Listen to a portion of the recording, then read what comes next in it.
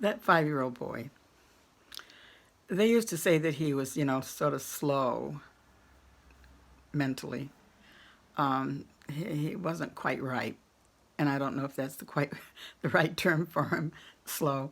Uh, but he had it over me. Um, and I was a year older than he was. But remember, I wasn't quite right either. I wasn't on the same page as everybody else. Mainly because I lived in fear all the time. I think that had an awful lot to do with it. It was that fear that I had.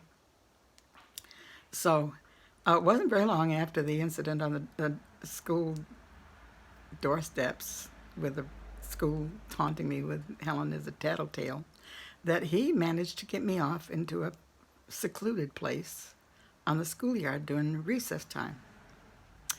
And he managed to get me to do unspeakable things. Now, I'm not going to get into detail because I have grandchildren, great grandchildren, even children, grown children that don't want to hear the details.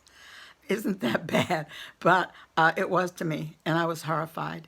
And he used the blackmail on me. If you don't do this, I'll tell the kids you did, or some such thing, or I'll tell the teacher. And by this time, not being able to trust my mother for telling anybody anything, and I couldn't trust them. They went back to school and told all the kids at school what I had done, and so I was like between a rock and a hard place.